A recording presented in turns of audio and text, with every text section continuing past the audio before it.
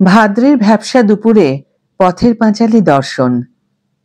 বিখ্যাত লেখক শঙ্করের কথায়, আমি কোনো চলচ্চিত্র বিশারদ নই, অজস্র ছবি দেখার অভিজ্ঞতাও নেই আমার। তবু মনে আছে সেই অভিজ্ঞতা, বহু বছর আগে দেখা সেই ছবির দৃশ্যগুলো আমাকে এতটাই আচ্ছন্ন করেছিল যে তার রেশ মৃত্যু পর্যন্ত কাটবে না। সত্যি বলতে জীবনে এমন ঘটনা খুব কমই ঘটে থাকে। Hi everyone, welcome back to my channel Anjana Anjaniya. বন্ধুরা, তোমাদের সকলকে আমার এই ছোট্ট ইউটিউব চ্যানেলে স্বাগত জানাই। সম্প্রতি বিশ্ববিখ্যাত পরিচালক সত্যজিৎ রায়ের জন্মদিন অনুষ্ঠিত হয়েছে। তার জন্মদিনে তাকে অজস্র প্রণাম জানিয়ে শ্রদ্ধা জ্ঞাপন করে আজকের ভিডিও আমি এখান থেকেই শুরু করছি। শঙ্কর বলেন, যে ঘটনার কথা বলছি তা সেই 1955 সালের কথা। তখন বেঙ্গল চেম্বারের অফিসে কাজ করি। ভাদ্র মাসের ভর দুপুর। সেই ভ্যাপসা দুপুরেই আমরা অফিস পালিয়ে একটা ছবি দেখার ষড়যন্ত্র এঁটেছিলাম। কি ছবি, কোন ছবি দেখতে যাব সেসবের তোয়াক্কা ছিল না। সেই সপ্তাহে মুক্তি পেয়েছিল বাংলায় কঙ্কাবতীর ঘাট, হিন্দিতে নগদ নারায়ণ, ইংরেজিতে there's no business like show business, এবং ওই একই সপ্তাহে মুক্তি পেয়েছিল এক অখ্যাত পরিচালকের নতুন ছবি। বন্ধুর পাল্লায় পড়ে সেই অখ্যাত ছবিটাই দেখতে গিয়েছিলাম কর্নওয়ালিস স্ট্রিটের বিনা সিনেমায়। তাই এই নবদ্বীপর বয়সেও গর্ব করে বলতে পারি, কলকাতায় প্রথম দিনের প্রথম শোতে পথের পাঁচালী দেখার বিরল সৌভাগ্য অর্জন করেছিলাম আমি, এখন যাকে বলে FDFS। অবশ্য এটাও ঠিক, পরিচালক হিসাবে নতুন হলেও সত্যজিৎ কিন্তু সংস্কৃতি জগতে নতুন নন। বিখ্যাত বিজ্ঞাপন সংস্থা DJ কিমার কলকাতা শাখার আর্ট ডিরেক্টর হিসাবে কাজ করেছেন।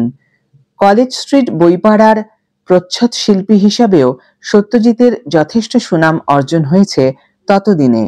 ফলে সিনেমা তৈরির খড়কুটো তিনি যে একটু একটু করে সংগ্রহ করছিলেন সে কথা বলাই বাহুল্য। সবচেয়ে বড় কথা, দুর্ভাগা বাঙালির ঘরে জন্ম নিয়েও তিনি আমাদের বাঙালির, ভারতবাসীর মুখ উজ্জ্বল করেছেন জগৎ সভায়। পথের পাঁচালী যে রস সৃষ্টির ইতিহাসে এক কীর্তিস্তম্ভ তা সর্বজনবিদিত।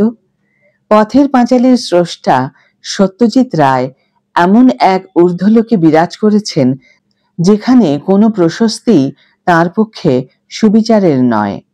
আর্টের ক্ষেত্রে, সাহিত্যের ক্ষেত্রে, সৌন্দর্য সৃষ্টির ক্ষেত্রে এমন দুর্লভ ঘটনা ক্বচিৎ কদাচ ঘটে থাকে। বিনা সিনেমায় সিনেমা দেখতে বসে এই মহৎ সৃষ্টির প্রতি নতমস্তকে প্রণাম জানানো ছাড়া আমার মতো মানুষের আর কিছুই করার ছিল না। পথের পাঁচালী দ্বিতীয়বার দেখি 30 বছরের ব্যবধানে। কেন এত দীর্ঘ বিরতি? দেখিনি এই আশঙ্কায় যে প্রথম দর্শনে বুকের মধ্যে যে বিস্ময়ের রসায়ন সৃষ্টি হয়েছিল তা নষ্ট হতে পারে এমন কোনো ঝুঁকি আমি নিতে বিন্দুমাত্র প্রস্তুত ছিলাম না। এবং এই অতিবৃদ্ধ বয়সেও স্বীকার করি, 30 বছরের ব্যবধানে পথের পাঁচালী পুনর্দর্শনের দুঃসাহস দেখিয়ে আমি জীবনে ভুল করিনি। সেদিন মনে হয়েছিল নতুন ছবি দেখছি, ছবিটা তো বদলায়নি। তাহলে কি আমি নিজেই বদলে গিয়েছি আপাদমস্তক? ঠিক বুঝতে পারিনি সেদিন। পথের পাঁচালীর দেশেই আমার জন্ম। বিভূতিভূষণ বন্দ্যোপাধ্যায় আমার গাঁয়ের লোক। দারিদ্র কাকে বলে তা আমিও বিলক্ষণ জানি। প্রথমবার পথের পাঁচালী দেখার সময় অপু, দুর্গা, সর্বজয়া, হরিহরের দুঃখ এতটা দুর্বিষহ মনে হয়েছিল যে ছবিটা আর মাত্র 15 মিনিট চললে আমি ভেঙে খান খান হয়ে যাব বলে মনে হয়েছিল। কিন্তু এতগুলো দশক পরে মনে হয় দুঃখের সঙ্গে চিরন্তন আনন্দের, মলিনতার সঙ্গে সীমাহীন সৌন্দর্যের এমন দুর্লভ মিলন যিনি এমন অনায়াসে করতে পারেন, রসসৃষ্টির ইতিহাসে তিনি চিরদিন তাজমহলের মতোই বিরাজ করবেন এবং সর্বশ্রেণীর শিল্পস্রষ্টার প্রণম্য হয়ে উঠবেন। পথের পাঁচালী দেখার দীর্ঘ ৩০ বছর পরে পুনরায় ছবিটি দেখা এবং পুনরায় বিস্ময়ে বিস্মিত হওয়া। তবে সেই বিস্ময়ের রেশ কাটবার আগেই সত্যজিৎ রায়ের সঙ্গে দেখা হয়েছিল অগ্রহায়ণের এক নির্জন দুপুরে। ভেবেছিলাম খোঁজ করব, সৃষ্টি বড় না স্রষ্টা বড়। স্রষ্টা নিজেই অনেক সময় তার সৃষ্টির সঙ্গে প্রতিযোগিতায় নেমে পড়েন কিনা। কিন্তু আশ্চর্য এই, কলকাতার বিশপ লেফ্রয় রোডের ৩ তলার সেই বিখ্যাত ঘরে সত্যজিতের মুখোমুখি হয়ে কোনো প্রশ্ন করার বাসনাই রইল না। যে মানুষ পথের পাঁচালী সৃষ্টি করতে পারেন, সেই মানুষকে প্রশ্নোত্তরের কাঠগড়ায় দাঁড় করিয়ে জেরা করার মতো উকিল তো নই আমি। সত্যজিৎ বোধহয় আমার সমস্যাটা বুঝেছিলেন, নিজের থেকেই বলেছিলেন, ৩০ বছর ধরে পথের পাঁচালী সম্পর্কে এত জায়গায় এত কথা বলেছি যে নতুন কথা কিছুই অবশিষ্ট নেই।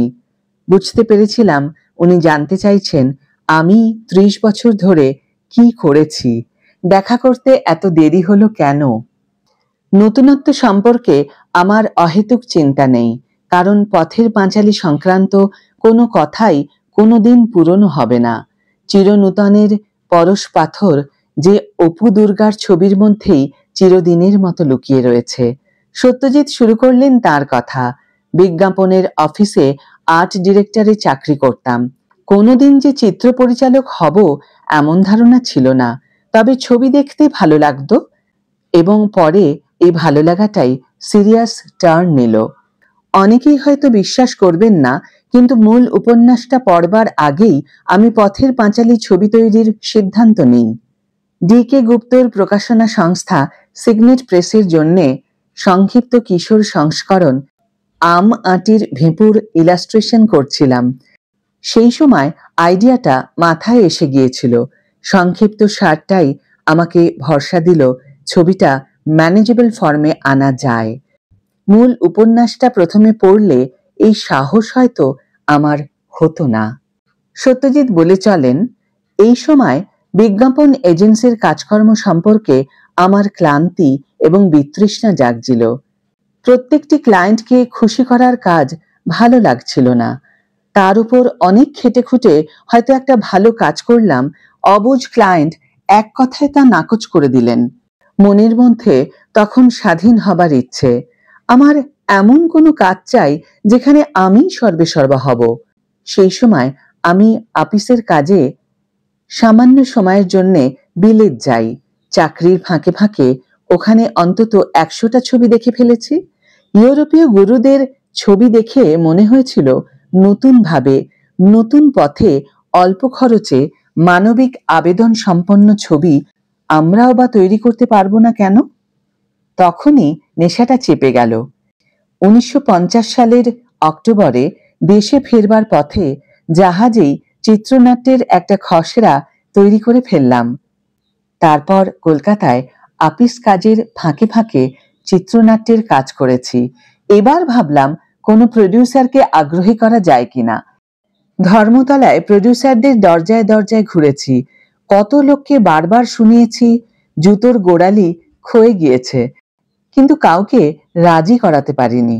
তখন রাগ হতো, এখন দোষ দিই না ওদের। আমাদের কারো পূর্ব অভিজ্ঞতা ছিল না। প্রডিউসারদের নিশ্চয় সন্দেহ হতো এরা কি পারবেন, কিন্তু ছবি করার ইচ্ছেটা তখন এতই প্রবল যে আমার অফিসের ইংরেজ ম্যানেজারের সঙ্গে কথা বলি, একটা ছবি করে দেখতে চাই। ম্যানেজার বললেন, উইকেন্ডে কাজ করো, ছুটি ছাটায় কাজ করো। আমি ১ মাসের সবেতন ছুটি পেলাম।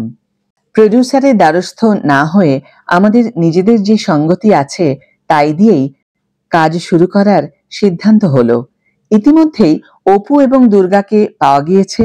আমরা ১৯৫৩ সালের অক্টোবর মাসে জগদ্ধাত্রী পুজোর দিনে এক কাশবনে শুটিং আরম্ভ করলাম। লোকেশন শক্তিগড়ের আগে পালসিট স্টেশনের কাছে। প্রকাণ্ড মাঠে কাশবন, সেখান থেকে অপু দুর্গা ট্রেন দেখবে। সত্যজিৎ প্রথম দিনের অভিজ্ঞতাও ভাগ করে নিলেন। তিনি বললেন, প্রথম দিনেই আমাদের অনেক ভুল ভাঙল। আমরা অনেক থিওরি আয়ত্ত করেছি, অথচ হাতে নাতে কাজ করার অভিজ্ঞতা নেই আমাদের। কিন্তু আমরা দমে যাইনি। কাজ করতে করতে আমরা অভিজ্ঞতা সঞ্চয় করেছি এবং এগিয়ে গিয়েছি। আমার মনে আছে, আবার যখন শক্তিগড়ে গিয়েছি তখন কাশফুল শুকিয়ে গিয়ে মাঠের রূপ অন্য হয়ে গিয়েছে। আমরা আবার 1 বছর পরে সেখানে ফিরে এসেছি কাশবনের খোঁজে। চরিত্রদের কথাও সত্যজিৎ বলে চললেন এক নাগাড়ে। বিশেষ করে ইন্দির ঠাকুরনের কথা সত্যজিৎ তার একটি লেখার উল্লেখ করলেন। অপু, দুর্গা, হরিহর, সর্বজয়ার ভূমিকা নির্বাচন হয়ে গিয়েছে। প্রসন্ন, সেজ ঠাকুরন, নীলমণির স্ত্রীর সম্বন্ধেও মনস্থির হয়ে গিয়েছে। চুনিবালা দেবীর হদিশ দেন রেবা দেবী। চুনিবালা দেবী নাকি নিভাননী দেবীর মা। একসময় তারাসুন্দরী নগেন্দ্রবালার মঞ্চে অভিনয় করেছেন। তো যাই হোক, চুনিবালা দেবী আমাদের হতাশ করলেন না। 75 বছরের বৃদ্ধা গাল তোবড়াইয়া গিয়াছে, মাজা ঈষৎ ভাঙিয়া শরীর সামনের দিকে ঝুঁকিয়া পড়িয়াছে, বর্ণনার সঙ্গে অমিল হল না। চুনিবালা দেবীকে নিয়ে কাজ করার সময় বারবার এই কথাটাই মনে হয়েছে যে এর সন্ধান না পেলে আমাদের পথের পাঁচালী সার্থক হতো না। সত্যজিৎ এও বলেছিলেন যে 2.5 বছর ধরে পথের পাঁচালী তৈরি করেছি। সেই সময় আমার অফিসে 3 জন ম্যানেজার এসেছেন। এরা 3 জনই আমাকে যথেষ্ট সহানুভূতি দেখিয়েছেন। কখনো পুরো ছুটি, কখনো হাফ পে, কখনো উইদাউট পে ছুটি দিয়েছেন। শেষ ম্যানেজার নিকলসন ছবিটা যখন প্রায় শেষ করে এনেছি তখনই দেখে মুগ্ধ হয়েছিলেন। এটাও বোধহয় বুঝেছিলেন একে বোধহয় আর অফিসে ধরে রাখা যাবে না। সত্যিই ধরে রাখা যায়নি আমাদের সত্যজিৎকে। কোনো নীতিতেই তাকে ধরে রাখা যায় না, মাপা যায় না। তিনি যে বিশ্ববন্দিত, বিশ্বনন্দিত, এমন উচ্চশিরের বাঙালি বিরলতম। বন্ধুরা, আজকের ভিডিও এখানেই শেষ করছি। ভিডিও যদি তোমাদের ভালো লেগে থাকে তাহলে অবশ্যই একটা ছোট্ট করে লাইক দিও, শেয়ার করো বন্ধুদের সাথে। তোমাদের যদি কিছু বলার থাকে সত্যজিৎ রায় প্রসঙ্গে অবশ্যই কমেন্ট বক্সে লিখে জানিও। যারা এখনো আমার চ্যানেলটিকে সাবস্ক্রাইব করনি তারা অবশ্যই চ্যানেলটিকে সাবস্ক্রাইব করে আমার পাশে থেকো।